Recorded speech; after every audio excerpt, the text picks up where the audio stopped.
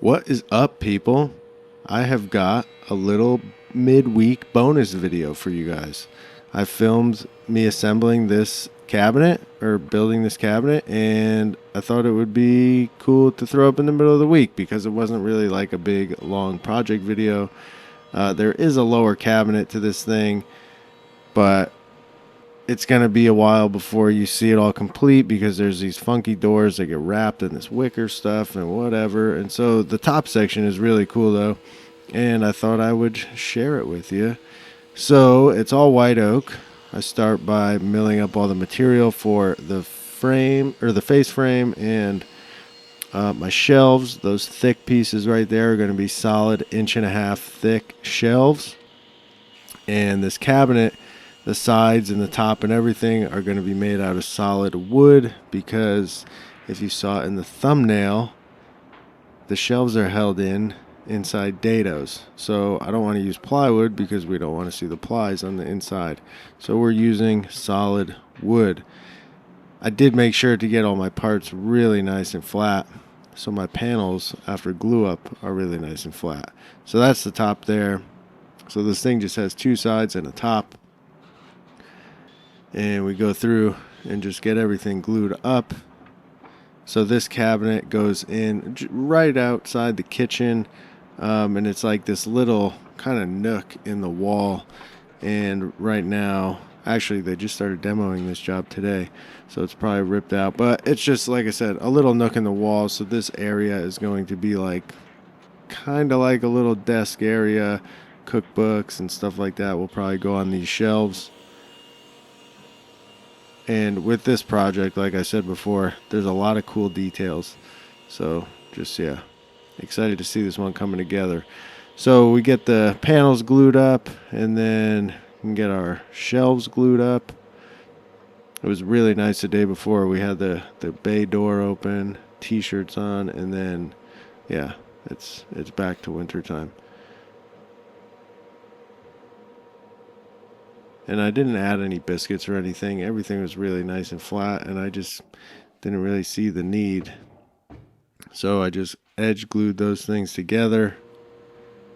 And then I could take the panels, which I already had glued up, and put them through the sander.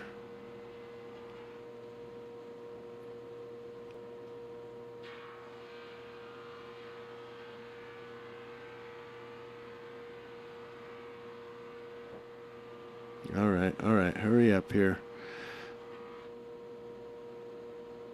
So after I took these parts out of the sander, I head over to the table saw and I miter my face frame pieces, and then I'll miter the side panel.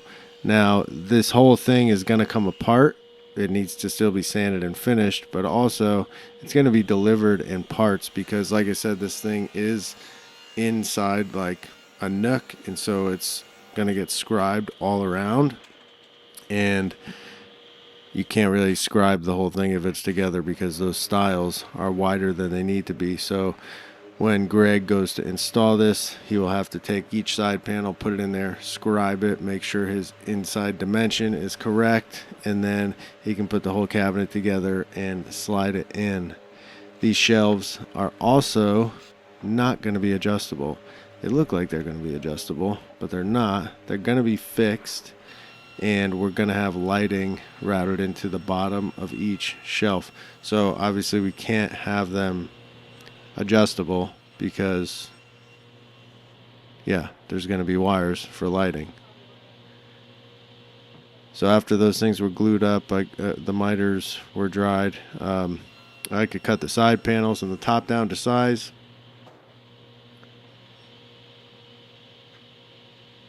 And then we could start thinking about some dados.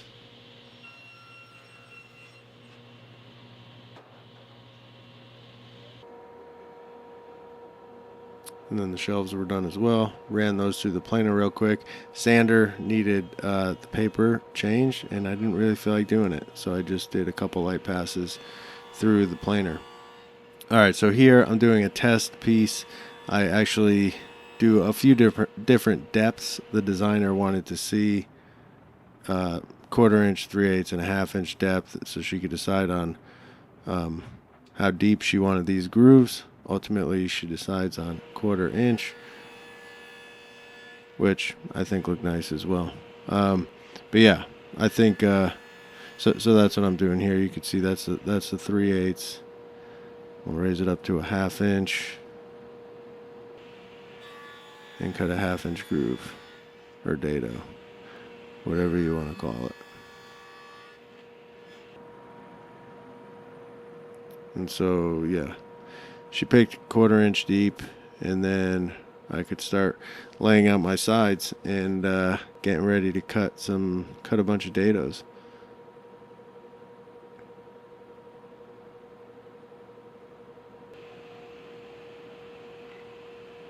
I made that block to be my spacer, and it's got some tape around it because I needed to dial in the cut.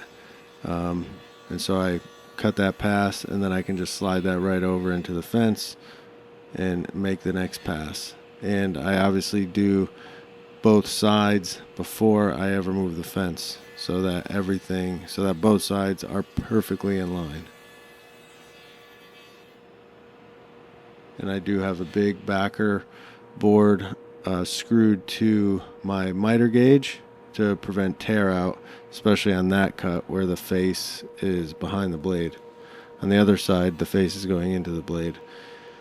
But yeah, and I even had to route a miter slot into my outfeed table. Since I've had this setup, I never routed the miter slots in, and I've been able to get away with it up until this point. And because I couldn't have the miter slot go, or the miter gauge go backwards, the panels were just too wide.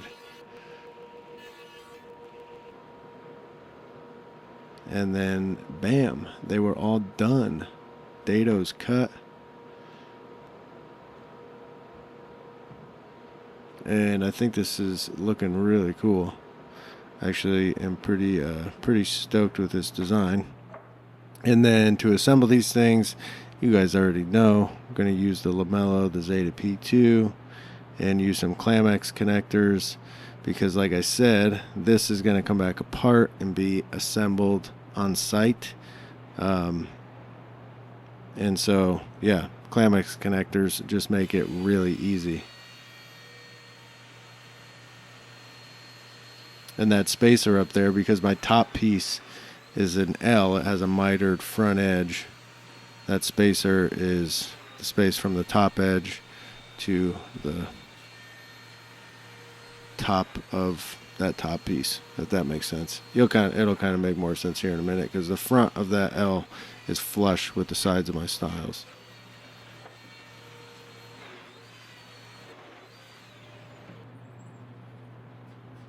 And so yeah, cut the biscuit slots, drill the hole, and then we're ready for the Clamex connectors.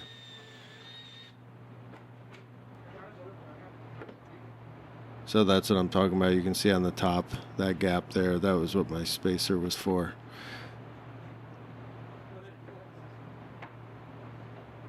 And then today was actually pretty nice too. We had the door open again. It was a little cooler in the 50s, but definitely nice.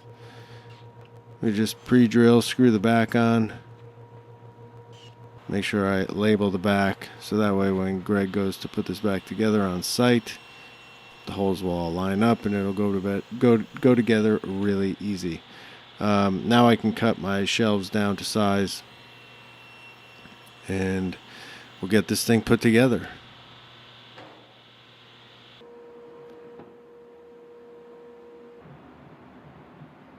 And those shelves just slide right in there. Got all equal spacing.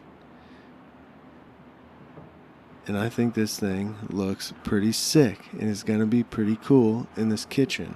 Just one of the really cool details in this job. Thanks for watching. Hope you guys enjoyed. See you on Sunday.